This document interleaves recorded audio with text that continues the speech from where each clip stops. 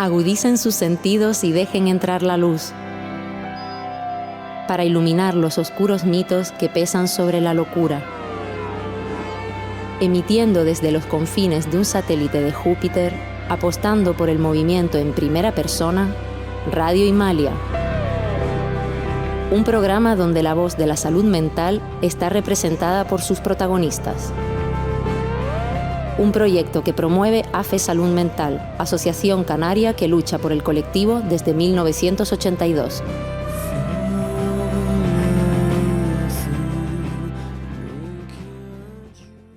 Bienvenidos y bienvenidas a Radio Himalaya, el satélite en las ondas donde la salud mental se habla en primera persona.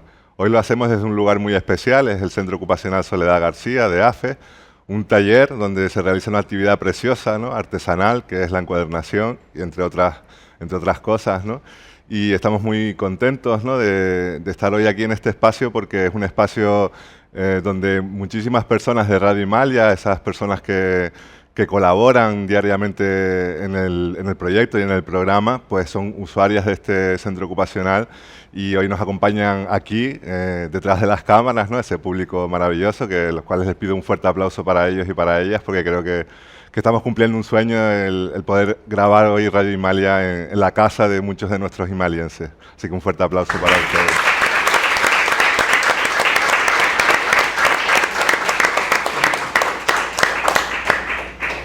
Nuestro programa de hoy se llama Viva la Vida. Viva la Vida pretende ser un canto, ¿no?, a la vida y a la esperanza, ¿no?, a esas personas que están, por desgracia, sufriendo una depresión. La depresión será la primera causa de discapacidad en el mundo en el 2030. Es lo que augura la Organización Mundial de la Salud. Y desde Radio Himalaya estamos empeñadas en que esta profecía no se cumpla. Por ello, hoy hablaremos de la depresión y la ansiedad, desde una perspectiva esperanzadora. Viva la vida, como digo, es el título de nuestro programa de hoy, porque mientras estemos vivos, existen estrategias, herramientas que pueden ayudarnos a recuperar la alegría de vivir. En este programa abordaremos las posibles causas que nos llevan a tener ansiedad o depresión, también de qué manera hemos estereotipado este diagnóstico y cuáles son las principales reivindicaciones, es decir, qué nos hace falta como sociedad para generar los recursos y espacios donde la depresión no sea vista como un problema individual o como signo de debilidad. Reivindicamos el derecho a estar mal, pero también, y a través de nuestras invitadas, la responsabilidad propia y colectiva para salir del sufrimiento y construir una vida y un mundo donde merezca la pena vivir. Y paso ahora a saludar a nuestras invitadas de hoy. Estoy hoy muy bien rodeado de Esther Sanz. Bienvenida, eres psicóloga clínica en el área externa de salud mental del Hospital Psiquiátrico de Tenerife. Bienvenida, Esther. Hola, Enrique, muchas gracias por la invitación. Encantada de estar aquí. Gracias. Saludamos a continuación a Javier, él es experto por experiencia, colaborador de Radio Himalaya y bueno, una larga trayectoria dentro de AFES, ¿no? Sí, bastante. Una historia de recuperación al final, ¿no? Porque es una persona que ha conseguido salir de ese sufrimiento. Sí, bueno, entre comillas, porque gracias por la invitación para empezar. Buenos días. Y bueno, sí, el salir de una situación del pozo, digamos, pues es complicado, pero se puede. Bien, me quedo con ese mensaje, que se puede. Saludo a continuación a Ruth, ella, bueno, es colaboradora habitual de Radio Himalaya, experta por experiencia, nuestra, digamos, una de las personas que nos trae esas palabras finales, ¿no?, dentro de los programas de Radio Himalaya, ese rincón de las palabras, y además eres usuaria de aquí del Centro de Soledad García. Exacto. Llevas muchos años. Bienvenida, sí, Ruth, a este Muchas espacio. Gracias, hoy estoy en mi casa. Bien.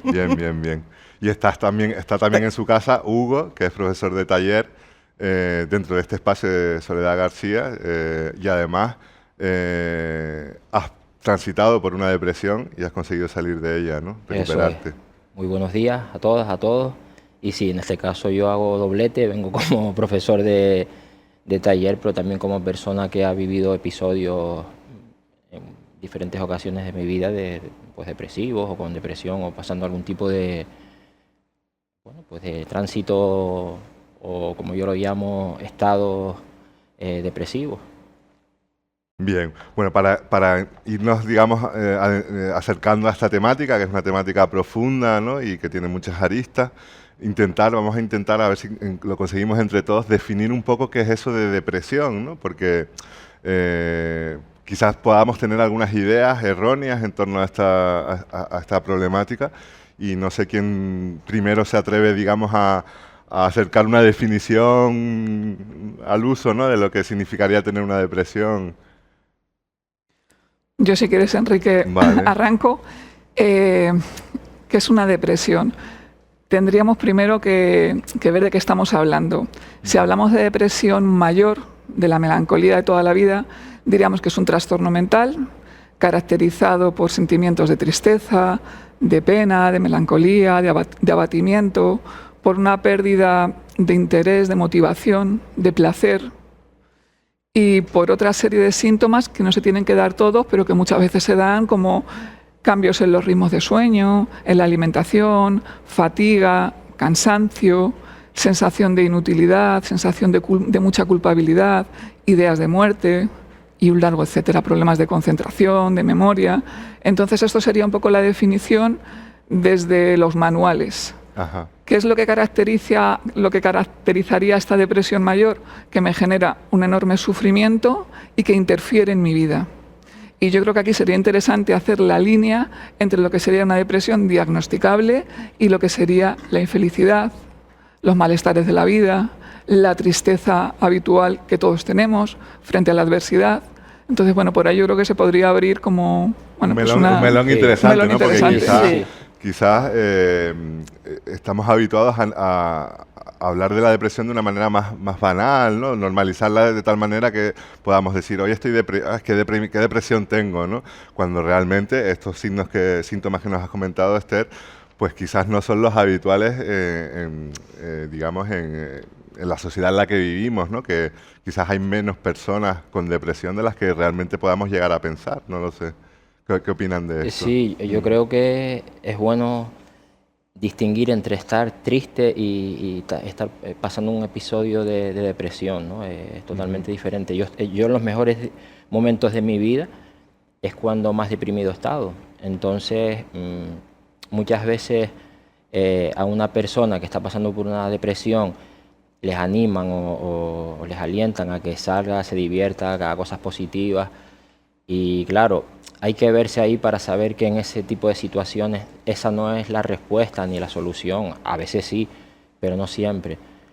Entonces creo que es importante eso que están diciendo, de que no es lo mismo estar triste o melancólica, ¿no? O en momentos así, pues bueno, sanos para la vida. Yo creo que la tristeza es una de las emociones que tiene que estar, ¿no? Como en la película del Revés que hemos visto, que también habla de ella.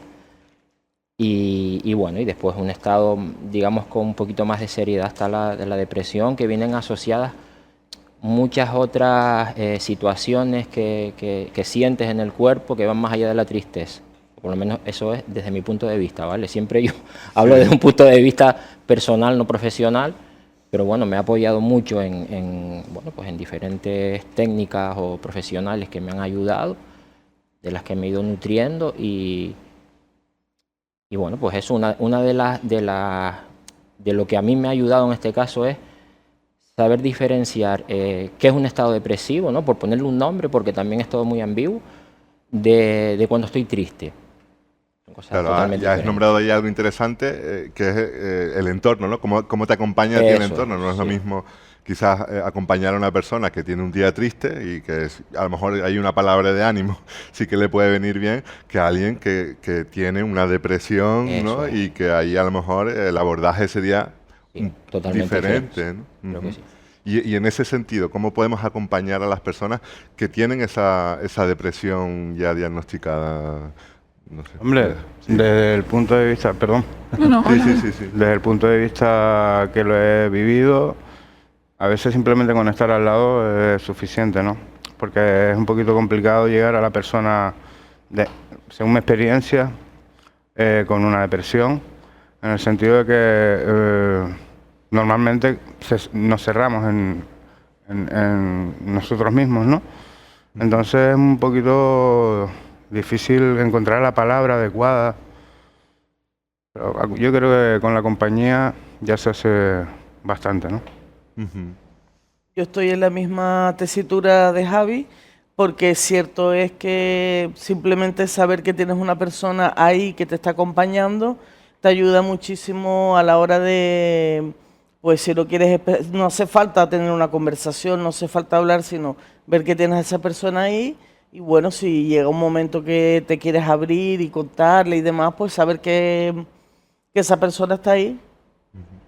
Esther, sí. Lo que decís, mantener la paciencia, Sí. mantener la calma, no apresurarnos. A veces desde las buenas intenciones intentamos que el otro, le damos consejos, le decimos que se anime, que no pasa nada, le comparamos con, bueno, pues podrías estar mucho peor. En definitiva, le invalidamos, ¿no? Invalidamos por lo que está pasando. Entonces, primero hay que validar, hay que dejar un espacio. O sea, la única forma de superar la tristeza es sentirla. O sea, una de las causas por las que las depresiones de alguna forma se cronifican es porque nos negamos a sentir.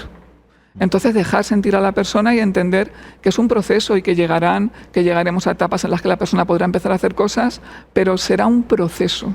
O sea, no será algo impuesto desde fuera, ¿vale? Entonces, bueno, entre las muchas cosas que podemos decir, ese acompañamiento desde el respeto, desde la calma y, por supuesto, que siempre pues valorando mucho cada pequeño progreso. Y una cosa que a mí me resulta, digamos, que me genera un poco de curiosidad, ¿no? Es cómo llegamos ahí, cómo llegamos a un estado de depresión, ¿no? Si existe algunos factores que influyen en que aparezca de alguna manera esa depresión, en el sentido de que a lo mejor conocer esos factores nos puede ayudar a prevenirlos. No sé, en tu caso, Hugo, si hubo algunos factores que precipitaron el que tú tuvieras una depresión.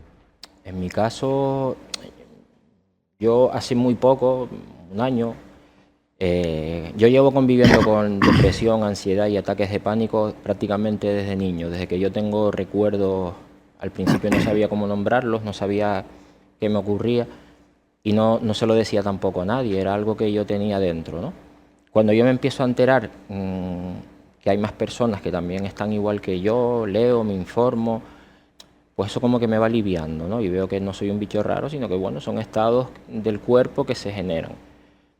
Hace muy poquito sí me dijo un doctor que en las últimas consultas que tuvimos, que en mi caso es una depresión endógena, que creo que también es importante, ¿no? Pues saber la diferencia entre una depresión endógena, estas palabras endógena y exógena, ¿no? En mi caso, pues son factores internos del cuerpo. Mi cuerpo deja de segregar unas sustancias y hacen pues que yo poco a poco vaya generando un estado depresivo, ¿no? Sin ningún factor externo que a mí me haga, pues, sin ninguna pérdida, ni ningún trauma, nada. Es verdad que hay momentos donde mi cuerpo está mejor y ese tipo de pérdidas, traumas, pues los puedo llevar de la mejor manera y otros momentos en los que no. Yo siempre estoy alerta, porque también hay indicadores que a mí me van diciendo, pues al final es conocerse, ¿no? Y una de las herramientas que yo tengo es pues ese estado de apatía que me empieza, ¿no? Pues esas pocas ganas de salir, el poco interés por las cosas que a mí me interesan. A mí hay muchas cosas que me gustan, con las que disfruto, pero pierdo ese estado de disfrute, ¿no? Como que ya nada me hace estar bien. Entonces, bueno, pues yo ahí ya tengo mis estrategias, ¿no? Mis mecanismos. Pues, por ejemplo, si no tengo ganas de salir, pues salgo. Me cuesta el doble salir. Si no tengo ganas de comer, pues como. No quiere decir que la gente haga lo mismo que yo hago, porque hay gente que a lo mejor eso no le va a funcionar, pero en mi caso sí que me funciona el obligarme a hacer algunas cosas que yo sé que si las alargo en el tiempo luego me va a costar el doble, ¿no? Yo suelo montar en bici y para mí el ejercicio de la bicicleta es muy parecido a esos estados, o cuando empieza ese estado depresivo, ¿no? Que al principio yo solamente subirme en la bicicleta, a los 3 minutos lo que quiero es bajarme, porque necesidad tengo de esto, estar sufriendo, pasando calor, y me quiero bajar. Lo más cómodo para mí es bajarme, coger el tranvía y llegar a casa, pero sigo, ¿no? Es como que continúo y bueno, pues ya. Y luego empieza ese sufrimiento o ese malestar empieza como a generar algo de paz, de tranquilidad, de calma, de sosiego, y es un poco lo que me ocurre con la depresión. Y es muy importante lo que decía antes Esther, que no es bueno adelantarse a ella ni querer quitártela de golpe, porque es casi que imposible. Es ir, pues bueno, poco a poco, entendiéndola, saber qué pasa, que no conozco a nadie que haya estado de por vida en un estado depresivo, por suerte, y que según el mecanismo, ¿no? Yo he tenido que tirar de fármacos también. Yo, pues en su día me tuvieron que yo no me lo quería tomar, pero al final tuve que tomarlo, ¿no? Sobre todo en mi caso, que al ser un problema físico, ¿no? Más que externo. La terapia me ayudaba, pero siempre había una parte de mi cuerpo que no terminaba de arrancar. Yo tomé antidepresivos y también pues llegué a tomar ansiolíticos, tranquimacin o diazepam, pues según. Porque en mi caso la depresión, aparte de depresión, pues tenía ataques de pánico, ansiedad, pérdida de memoria asociado. Entonces, bueno. Que por eso decía, ¿no? Que a mí el salir, el intentar divertirme en lugares con muchas personas, eso a mí me perjudicaba porque me generaba más ansiedad que calma y por lo tanto pues me llevaba más a ese estado depresivo que de alegría, en mi caso, ¿vale? Hay personas que no. Hay aparte de conocerse y también de validarse, ¿no? Que estaba nombrando también Esther, en el caso de ustedes, Javi y Ruth, también han ido encontrando estrategias, o sea, conociendo un poco cuáles son sus determinantes y estrategias para afrontarlo. Sí, bueno, en mi caso los determinantes son factores externos, pero claro, también lo que decía Esther, ¿no? Y Hugo, empiezas a notarte que te pesa el cuerpo, que no tienes ganas de nada, que te cuesta respirar, que solo quieres estar echado viendo la tele, y ni siquiera viendo la tele, pero como si no la estuvieras viendo. Y ahí en tu mundo interno, ahí debatiéndose en qué hago yo aquí, qué pinto yo aquí, ¿no? Y permitirte eso, ¿no? De alguna manera Exacto, también, sí, porque ¿no? a mí un psicólogo me lo dijo una vez, e incluso un psicólogo y un psiquiatra, porque yo decía, no, es que no tengo ganas de nada, ¿no? Pues sal sin ganas. Vete a la playa sin ganas. Haz lo que tú creas porque él me decía, ¿qué te calma a ti? Yo le decía, pues mira, irme por la tarde a lo mejor a la playa. Y digo, pero ahora no tengo la energía. No tengo esa energía, no, pues vete sin ganas, vete sin energía. Dice, pero lo que no te puedes permitir, o sea, te puedes permitir un día de bajón, de estar tarde. Dice, pero si no, eso se va a ir cronificando. Y claro, te quedas en el fondo del pozo. Entonces yo he ido trabajando un poco, que me ha costado y me sigue costando muchísimo trabajar mis emociones. Y bueno, poco a poco la verdad que estoy retomando. Tú, bueno, Javi, a ti además te sobrevino la depresión después de sufrir un trastorno mental grave, ¿no? Que es la esquizofrenia, exacto, ¿no? Exacto. Y de eso tampoco se habla mucho, ¿no? De personas que también tienen un trastorno mental grave y que quizás derivado de esas experiencias con el trastorno mental grave también terminan entrando en una depresión. Sí, en mi caso, pues nada, se me diagnostica, así resumiendo un poco, se me diagnostica una enfermedad mental, esquizofrenia paranoide, y después de haber perdido ciertas cositas importantes en mi vida, pues caí en una depresión de 3 años, bastante profunda, en el que cada momento era quiero morir. Entonces, nada, poquito a poco fui saliendo, con el apoyo de los facultativos, con el apoyo de la familia y demás. Y una cosa sí me gustaría decir. Después de bastante tiempo que he salido de esta situación y de estos momentos tan traumáticos, me he dado cuenta de que no ha sido un tiempo perdido, porque mucha gente dice, has perdido el tiempo ahí en la cama, de la cama al sillón, del sillón a la cama, pero he aprendido mucho de mí. Lo que he aprendido me vale para el día a día, superar los obstáculos que se me ponen en la vida, y yo creo que tampoco ha sido un tiempo perdido, como se puede decir. También a mí me surge, ¿no? Que es difícil a veces aceptar, ¿no? Esa parte de validar, tengo una depresión, ¿no? Puede ser muy complicado, ¿no? Porque de alguna manera nadie quiere sentirse de esa manera, ¿no? Sin embargo, como tú estás diciendo, también, o sea, de alguna manera no es tiempo perdido, ¿no? Cuando tú ya lo ves con distancia, cuando ves que lo has pasado, ¿no? Quizás es cuando te das cuenta que, bueno, de algo también... Es como todo, depende de cómo te enfoques en la vida también, ¿no? Si te enfocas en la parte negativa del proceso, pues es que primero no vas a salir del proceso, lo vas a perpetuar y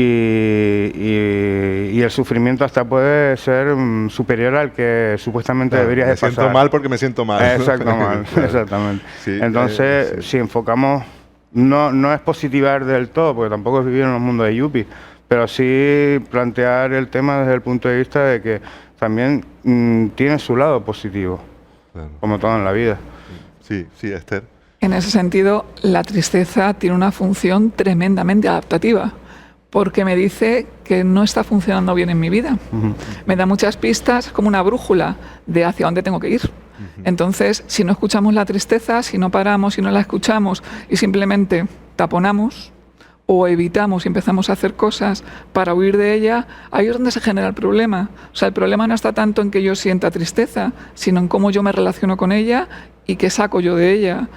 Paro, los demás ven que estoy mal, que necesito ayuda, empiezo a entender qué necesito, qué cambios quiero introducir en mi vida. También es muy importante el paso a la acción, ¿no? De decir, bueno, pues desde aquí, ¿qué necesito?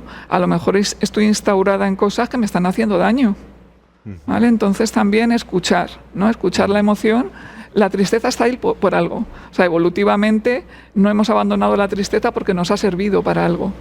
¿Vale? Entonces también, un poco en la línea de lo que dice el compañero. Sí, lo de tapar la tristeza me recuerda un poco a cuando tú te haces una herida y te pones una tirita y la vas dejando, pero no, o sea, en realidad eso tienes que ir de dentro para afuera, ¿no? Para tú curar. Ese cuidado, ¿no? Ese diario, cuidado, ¿no? exacto, de sanar y decir, bueno, pues sí estoy triste, pero ir un poco trabajándose uno y conociéndose uno mismo para evitar eso, ¿no? No dejarlo ahí, porque si no es lo que tú dices, se lo vas tapando y no termina de... Pero y sin esa prisa, ¿no? También importante, ¿no? No, sin esa claro, prisa, eso lleva un proceso. Esto tiene que estar curado ya, claro, ¿no? Porque yo no claro. me puedo permitir, porque tengo que trabajar, porque tengo que no sé qué, porque tengo que mantener... Es un proceso muy lento. Y ahí un poco lento. también quería rescatar un poco, cuando hablábamos de los determinantes, ¿no? Si hay determinantes comunes, ¿no? Si quizás pueda haber un contexto que esté facilitando el que las personas pues desarrollen un problema de depresión, ¿no? Porque un poco echando un poco, ¿no? de literatura, un poco vemos que, o al parecer parece que cada vez hay más personas con depresión. Entonces, no sé si ahí ustedes pueden aportar alguna idea, Esther, si quiere. Yo ahí, a ver, según Marino Pérez Álvarez en el libro de la invención de los trastornos mentales, se han multiplicado por 1000 las depresiones desde los años 80 hasta principios de los 2000. Entonces, algo está pasando. Es algo más que algo puramente biológico. En esta línea hay un libro muy chulo que os recomiendo que se llama Conexiones Perdidas, de Johan Hari, que él habla de...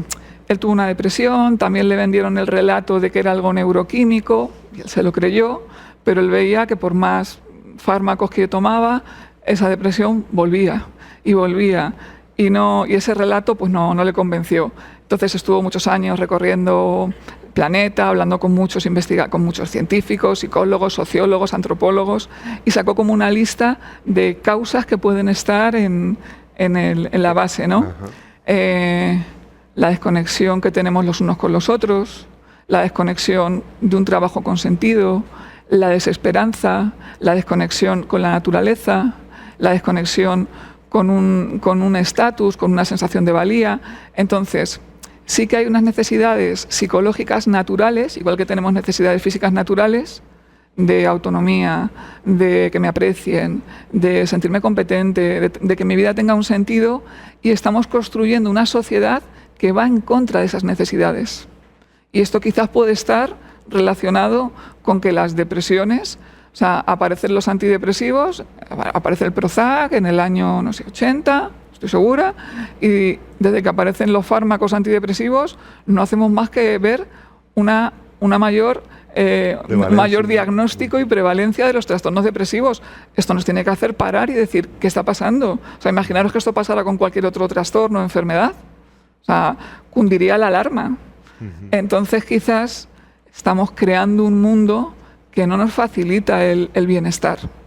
Y yo creo que ahí, tenemos que hacer como un combo, ¿no?, entre qué puedo hacer yo, o sea, entre mi responsabilidad, entre cómo puedo conocerme, cuidarme, todo lo que habéis dicho vosotros, y también qué tiene que cambiar de afuera, porque tienen que cambiar muchas cosas de afuera para que también nuestro bienestar, a nivel político, económico, social, cultural, tiene que haber medidas políticas también que cambien todo esto, que cambien el mundo.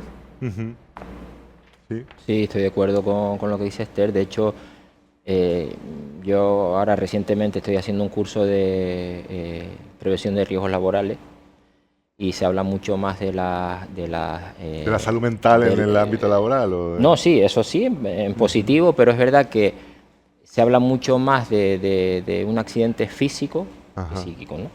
Y es verdad que no se está teniendo en cuenta pues esa velocidad a la que vamos, esa desconexión de la que hablaba. Es que es muy importante porque incluso la comunicación entre personas más cercanas, ¿no?, como uno de los temas que hablaremos es que cómo se podría detectar en edades infantiles, pues creo que esa desconexión también ha perjudicado a la hora de poder transmitir.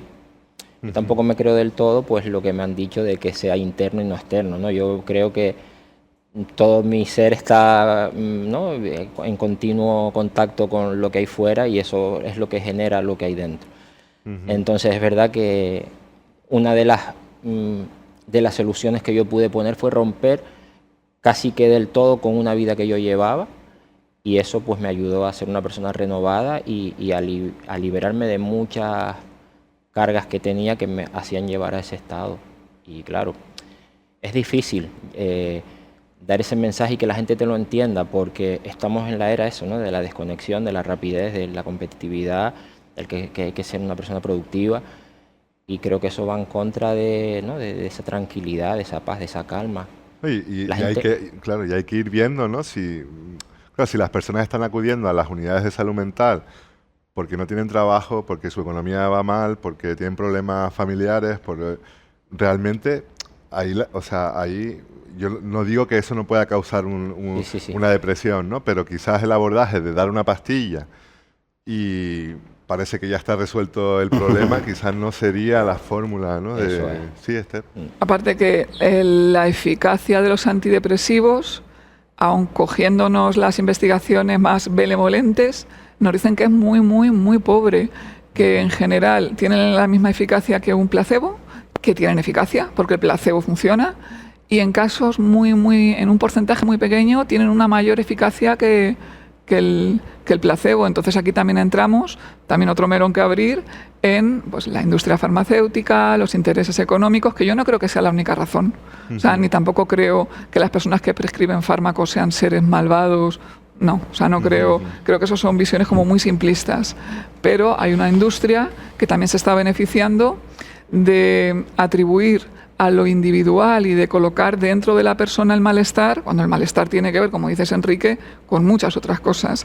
Y además esos fármacos a veces, también se habla de síndromes de retirada, por los cuales yo me tomo un fármaco durante un tiempo, cambian mis niveles de neurotransmisores y cuando me lo quiero quitar, mi cuerpo ya no me lo permite. Y entonces creo que ha vuelto la depresión y lo que estoy teniendo es un síndrome de retirada.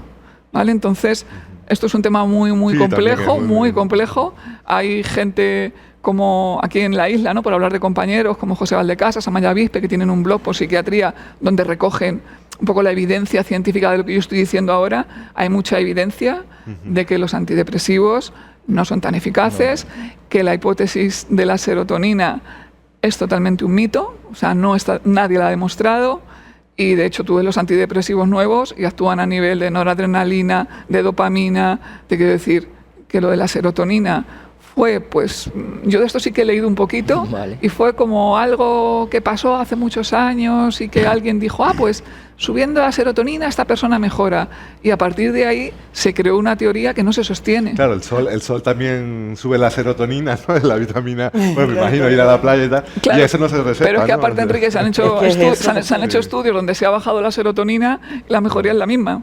O sea, quiero decir, y culturalmente hemos creado otro relato de la serotonina, de las teorías neuroquímicas, y que yo no digo que no haya algo por descubrir, todavía no se ha descubierto a nivel genético, pero también digo que tenemos una plasticidad cerebral y tenemos una epigenética que hace que genes que nosotros nos predisponen, nos hacen sensibles, se activen o no se activen. Es decir, yo puedo tener una vulnerabilidad, una sensibilidad, y en mi vida pueden pasar cosas que despierten ese gen o que no lo despierten. Por lo tanto, aun partiendo de que pueda haber correlatos físicos, biológicos, que no vamos a negar, hay una libertad o hay un margen en esa plasticidad, ¿vale? Y en esa epigenética que habla de que los genes no se manifiestan directamente, tienen que pasar cosas para que se manifiesten. Que va a hablar sí, Javi. Javi. Hombre, en mi caso prefiero hablar a título personal. Me siento muy afortunado por el trato que me dan los facultativos, porque no es te pongo la pastillita y venga a correr. A casa. Hay un seguimiento un poquito más cercano. Me siento muy afortunado en ese sentido y también, claro, he predispuesto yo también a aceptar ese trato, ¿no? Pero vamos, que no estoy con la idea de que parchear, como está diciendo usted, parchear una situación que hasta ni ellos lo comprenden. Muchas personas no lo comprenden, el estado en el que puedes estar, ¿no? Porque es tuyo, puede ser por factores externos o internos, pero yo creo que hay que cambiar un poquito la filosofía a la hora de que somos personas. Somos personas totalmente válidas, con enfermedad diagnosticada, sin enfermedad, depresión, la que sea. Yo creo que tiene que cambiar un poco la dinámica a la hora de tratar a una persona con un problema o un trastorno mental, ¿no? Yo creo que primero el apoyo personal hacia ese ser humano, por decirlo, somos seres humanos. Entonces, compartir un poquito más qué es lo que pasa, de dónde, cuál es la base de ese estado, y después la pastillita si quieres.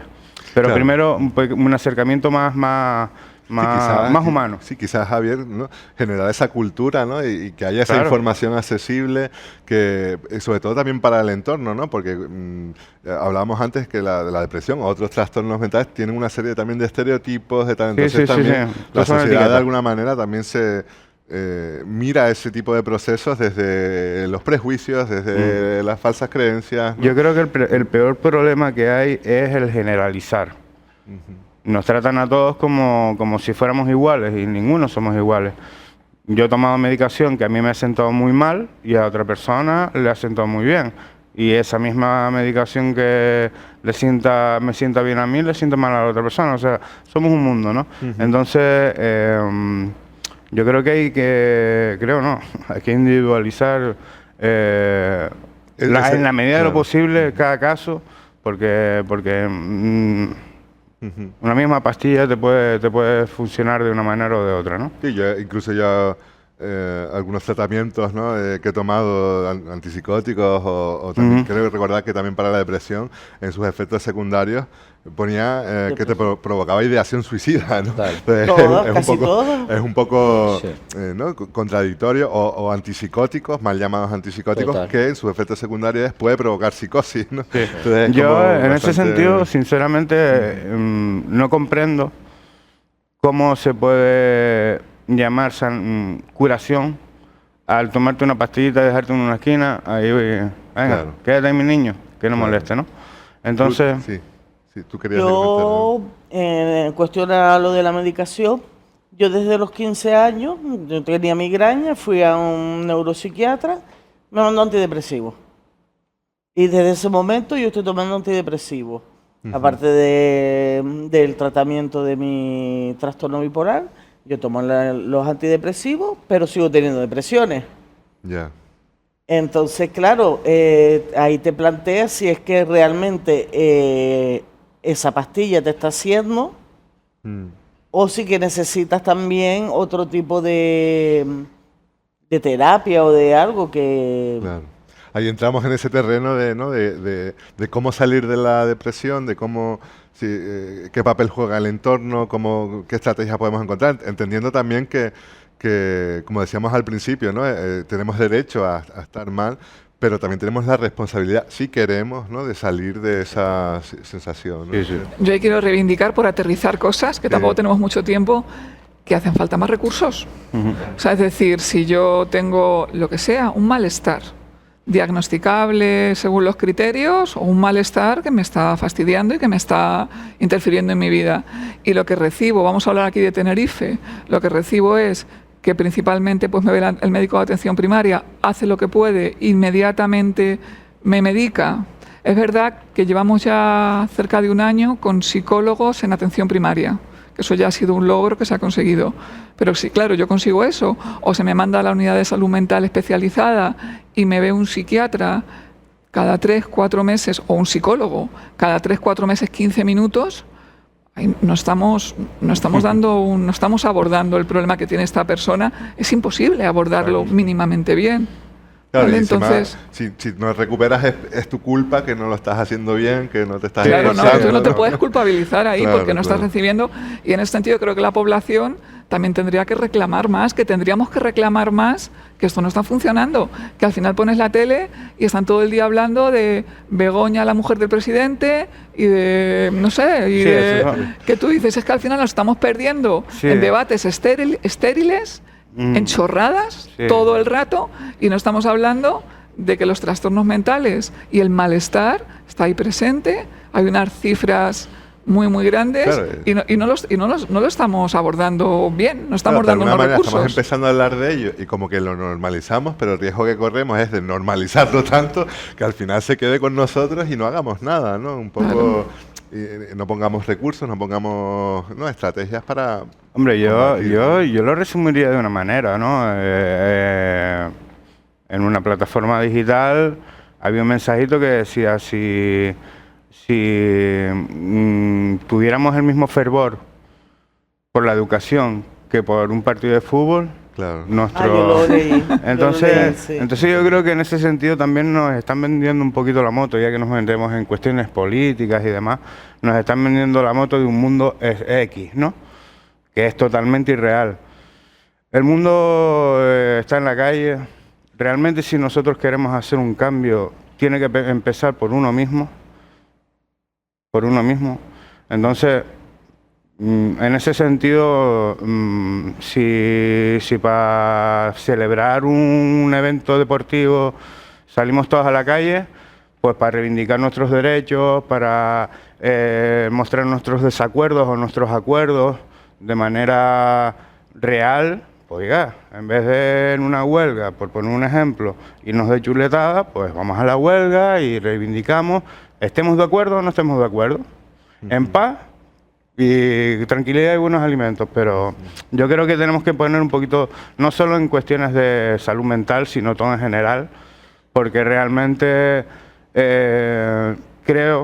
tengo la fiel idea de que todos estos trastornos mentales, depresiones y todas estas cuestiones tienen mucho que ver con el mundo en el que vivimos, lo que nos quieren creer que es el mundo XXX. De acuerdo. Y también, y rescato lo que tú estás diciendo, para decir que tampoco se trata de echar el balón fuera, ¿no? Y decir, es que el mundo es horrible. No, es que tiene que empezar por sino uno mismo. Lo que tú estás diciendo exactamente, ¿no? De decir, oye, Claro. en ese sentido yo también quería un poco compartir, ¿no? Ese momento en el que yo salgo de la depresión, porque creo que es importante visibilizar también esos momentos en los que cuando empiezas a dar pasitos, cuando comienzas a recuperar un poco, pues a través de la constancia, de la perseverancia, bueno, de las herramientas que cada uno tenga, y de repente un día haces clic, ¿no? Y te das cuenta que, vale, que el mundo puede ser muy hostil, pero también puede ser muy maravilloso, ¿no? Exacto. Entonces, y no sé, Hugo o Ruth, en el sentido de lo que estaban hablando los compañeros, si ustedes echan en falta o qué reivindicarían, ¿no? De cara a construir ese mundo que merezca la pena ser vivido, ¿no? Yo creo que es importante, que lo dije antes, lo vuelvo a decir, que se trata con poca seriedad lo que es cualquier tipo de patología psíquica. Y voy a poner un ejemplo muy claro y seguramente se va a entender. Yo tuve un accidente de tráfico hace muchos años y cuando a mí me entraron por urgencias, yo creo que la mitad de urgencias estaba volcada sobre mí, ¿no? Me pusieron una camilla, todo el mundo atendiéndome, ¿no? Mirándome la pierna que había que hacer. Y bueno, pues creo que se paralizó medio cuerpo de urgencias conmigo, ¿no? Y pues no hace tanto, mi último episodio así de crisis de ansiedad, yo voy a urgencia, al mismo sitio, misma puerta, mismo lugar, y no se me da esa atención, sino no se me cuida como se me debería. Me ponen en una sala que me genera mucho más ansiedad, mucho más estrés, me pongo más nervioso, me preocupo más. Ya en esos estados de ansiedad, pues ya tu cuerpo está en alerta, todo el mundo te mira, te sientes mal, estás incómodo, necesitas que alguien te ayude. Y además de que no te atiende un profesional, ¿no? Pues cualquier que quede libre, sea enfermera, sea médico o médica de atención primaria, pues es quien te atiende, quien te intenta dar una pastilla para que te tranquilices y te mandan para tu casa. Eso es con lo que te encuentras, ¿no? Si es que llegas a esperar a que te den la pastilla, porque muchas veces pasa ese episodio de ansiedad y te vas y ya sabes que fue pasajero y bueno. Pero también quiero contrarrestarlo, ¿no? con la vieja guardia y la nueva guardia, ¿no? La vieja escuela y la nueva escuela. Yo hace, bueno, muy jovencito, tendría 18, 19 años, fue cuando yo piso por primera vez un centro donde, bueno, pues me abro a decir que tengo algún problema de mental. En esa época pues era muy difícil también dar ese paso porque... Y muy importante, ¿no? Tener la capacidad de pedir ayuda, ¿no? Decir, Sí, me está pasando algo sí, y necesito ayuda, sí. ¿no? Eso es fundamental también, ¿no? La primera puerta que yo toqué fue la homeopatía. Es verdad que en ese entonces, pues bueno, no tenía el recorrido que tiene ahora y bueno, pues mucha gente tampoco lo tenía como muy en cuenta, ¿no? Ese tipo de terapias o de curas. Y bueno, pues al final acabé yendo a una psiquiatra que me ayudó mucho en ese entonces, ¿no? Pero era de la vieja escuela, era de lo que comentaba antes el compañero. Tienes un desequilibrio en el cerebro. cerebro. A mí no me escucharon en nada, así que me hizo una entrevista para saber todas mis historias. De hecho, yo fui diciendo lo que estaba loco. Yo lo primero que le dije fue, yo creo que estoy loco. Yo hago cosas de loco y yo creo que estoy loco.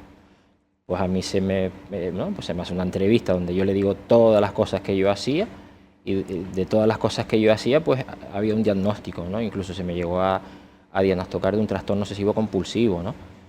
Que yo tengo claro de dónde vino ese trastorno obsesivo compulsivo. No quiero extenderme mucho, ¿vale? Pero también un poco que es lo que yo me he trabajado, ¿no? Yo me he ido trabajando y he ido entendiendo por qué de las cosas. Yo de pequeñito, pues bueno, tuve una serie de vivencias que yo no tenía el control como si debiese tener un niño. Había cosas que se me escapaban de la mano y tenía cargas que creo que eran demasiado para mí, ¿no? Entonces yo empecé con unos pequeños rituales de control, que es coger una piedrita y decir, bueno, pues si yo tiro la piedrita y le doy a la latita roja, pues mi madre va a venir a buscarme, ¿no? Un pensamiento muy infantil, ¿no? Que quizás... Sí, ¿no? Que poco a poco te van llevando a ese tipo de comportamientos donde intentas que desde fuera, controlando lo de fuera, ¿no? se te regula un poco lo de dentro. Entonces eso de encender y apagar la luz varias veces, si lo enciendes o lo apagas 2 veces, pues tienes que apagar la tercera, porque si lo apagas 2, cuando lo apagaste el día que apagaste 3, sí vino tu madre a buscarte, pero el día que apagaste 2. Entonces, claro, te va generando unos, que luego llamaron trastorno obsesivo compulsivo, ¿no? Y todo eso pues me iba llevando a lo mismo, realmente para mí, bajo mi punto de vista, todo era lo mismo. Entonces, bueno, pues eso, una vez que ya tenía claro lo que yo tenía, pues tiró de fármacos y dijo, esto es bueno para esto, esto es bueno para esto, esto es bueno para esto, me lo dio y se van hasta luego, ¿no? La última vez que yo piso una consulta, ambas privadas, también tengo que decirlo, es muy difícil que pidas ayuda. Claro, yo he sido una persona que llevo pues prácticamente 25 años sin cogerme una baja y he pasado por estos estados, pues bueno, de la mejor manera que he podido. Y ambas veces he tenido que ir por lo privado, ¿vale? He tenido que pagar. A mí la Seguridad Social pues nunca me ha puesto una fecha para tú decir, bueno, pues espero un poquito. Estamos hablando de años. Entonces digo, bueno, si tengo que estar un año así, pues igual no llego. No llego porque me quita la vida, no llego porque pierdo el trabajo o lo que sea, ¿no? Y bueno, pues la última consulta que yo estuve, este doctor, que es más joven que yo, después de toda la entrevista que tuvimos y de lo que hablamos, yo quería algo eficaz, rápido. Yo quería en este caso sí yo quería la pastilla. Yo creo que dame algo para seguir funcionando, ¿no? Y entonces él me dijo que no. Dice, no, tú para seguir funcionando sabes lo que tienes que hacer, qué es lo que te tienes que quitar, qué es lo que tienes que poner. Y no me mandó nada, no me recetó. De hecho me dijo, tú sabes que si tú quieres puedes tomar algo y sí, pero eso lo único que te va a hacer es emborrachar, ¿no?, la situación, más que abordar el problema. Que creo que en muchos casos también pasa eso, ¿no? A veces no nos queremos o no podemos enfrentarnos y nos lleva a ese... Sí, no se quería decir eso, o se ¿no? ofrecen ese tipo de soluciones, ¿no?, rápidas, ¿no?, que cronifican de alguna manera el problema, ¿no? Y que veo en este caso que hay profesionales de la psiquiatría que apuestan más por la terapia que incluso por el fármaco, ¿no? Y bueno, por ahí pues creo que ya algo hemos ido consiguiendo, ¿no? Bien. Bueno, estamos llegando ya casi que al final, ¿no?, de este espacio. Me da mucha pena, ¿no?, porque podríamos seguir hablando aquí durante muchísimo tiempo. Además, un tema tan, digamos, que afecta a tantas personas que intentamos nosotras, ¿no?, desde Radio Himalaya también ofrecer una información que les pueda ayudar a tener esperanza, ¿no? Sobre todo el tener espacios como este, ¿no?, donde se aborden este tipo de problemáticas cuando, pues, derivados del estigma, de los prejuicios, como decíamos antes, ¿no?, las personas a lo mejor no se sienten suficientemente fuertes para visibilizar eso que les está pasando, o porque vivimos en una sociedad también que hace que hay que negar de alguna manera que estoy mal, porque hay que seguir, porque hay que, como tú estabas comentando en tu relato, ¿no? No, dame algo para seguir, para... quizás se hace necesario hablar más de estos temas desde esa también seriedad, ¿no?, que conlleva, ¿no?, estas problemáticas. Y no sé si quieren aportar alguna otra cuestión más al coloquio, a la tertulia, para finalizar. Bueno, yo para finalizar de manera positiva, a mí me ha ayudado muchísimo terapias como respiración, meditación, mindfulness, que quieras o no, pues si yo noto que tengo ansiedad, pues voy haciendo las respiraciones, que las dos primeras no me salen, pero después también mi psicólogo de la Seguridad Social me ayuda muchísimo porque me da pautas, ¿no?, para aprender a respirar, para relajarme, incluso cuando falleció mi padre, para conllevar un luto, y de todas esas cosas pues te vas un poco saliendo para arriba de buena manera, ¿no?, sanando y saliendo para arriba, porque sí, hay que tu caso seguir. además, Ruth, yo lo he visto de cerca, ¿no?, que has ido construyendo un proyecto de vida, ¿no? Y eso también es súper importante, ¿no?, de cara también a personas con trastorno mental grave, ¿no?, que su vida no se paralice y se queden en casa sin hacer nada y tal, porque ya se supone que no, sino que, ¿no?, que hagan una actividad con significado, ¿no?, que es un poco lo que yo también he visto en tu evolución, sí, ¿no?, sí, claro, que te has empeñado y estás haciendo algo que te gusta, que son estas muestras que tenemos sí, aquí vamos, hoy, me encanta, claro, y pasas el tiempo y te entretienes y sí, y aprendes. Yo terminaría así con un par de ideas, que tenemos que partir de que mi sufrimiento importa. Mi sufrimiento importa, y a partir de ahí, si creo que mi sufrimiento importa, me voy a cuidar y me voy a tratar bien. ¿Vale? Que va en la línea también de lo que dice Ruth, la importancia de la tribu, de la comunidad, de lo colectivo, de no desconectarnos los unos de los otros, y principalmente eso, ¿no? Y al final, que no es excluyente, o sea, que yo pueda hacer cosas no quiere decir que el mundo también no tenga que sufrir unos cambios, ¿vale? Yo no creo que aquí tengamos una única verdad absoluta en este mundo de la polarización, ¿no? O es esto o es aquello, sino que al final todo suma. Esa convivencia, ¿no?, al final. Javier, no sé si quieres cerrar tú o si Hugo quiere decir alguna palabra también. Bueno, yo cierro lo mío y ya que... Sí, comenta. Bueno, en cierto modo yo quiero decir que de todo se aprende, de situaciones buenas, de situaciones menos buenas, focalizar un poquito la vida más desde el interior que desde el exterior, ¿no? Porque yo personalmente soy una persona caprichosa en ciertas cuestiones, para mis tenis, para mis mochilas, lo que sea, ¿no? Y me doy cuenta de que tengo muchas mochilas y todavía quiero más.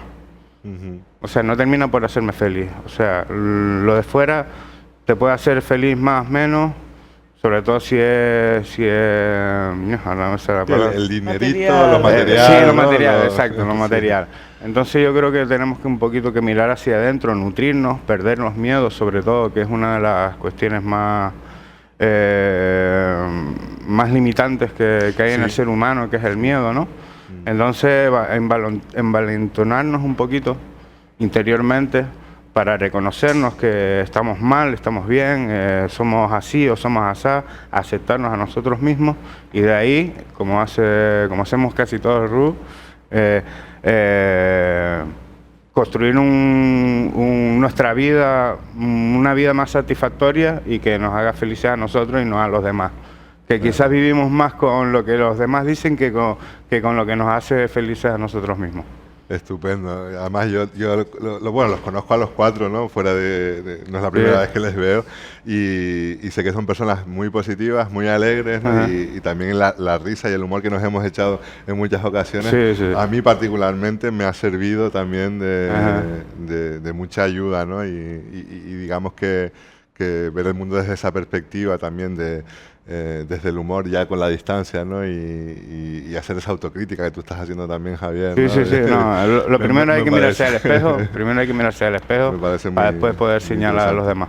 Hugo, nos quedamos contigo y finalizamos. No sé si quieres aportar algo más. Pues sí, lo mismo, que lo que también con lo que se pueden quedar las personas que a lo mejor estén ahora mismo en ese momento más difícil, pues que vemos varias personas aquí hablando de nuestras vivencias y que aquí estamos, ¿no? Y nos estamos riendo, estamos hablando, lo estamos compartiendo. Y bueno, pues eso, que hay una esperanza, que no dura toda la vida ese momento depresivo y que bueno, por eso tenemos muchas herramientas, muchas, ¿no? Hay muchos lugares donde elegir para, pues, lo que decía la compañera Ruth, lo que dice el compañero, que sin también quitarnos esos caprichos, ¿no? Yo también soy una persona que mis caprichos también me los permito cuando puedo permitírmelos. Y bueno, pues eso, que sí, que vamos, que yo creo en la recuperación, que creo que podemos hablar desde un punto de vista positivo y sin perderle esa seriedad que tiene, ¿no? y ese respeto al sufrimiento. Bueno, pues que también nos podemos reír, ¿no? Yo me he reído de muchas cosas que yo he hecho en momentos depresivos y además los he contado y la gente se ha reído conmigo. Pero bueno. Pues que viva la vida, ¿no? No me queda otra cosa más que desearles que sigan así de bien y espero verles en alguna otra ocasión también por aquí por Radio Himalaya. Y nada más, muchas gracias a los cuatro, muchas gracias. Hugo, Ruth. Gracias a ti. Javier. Bueno, gracias a todos. Gracias.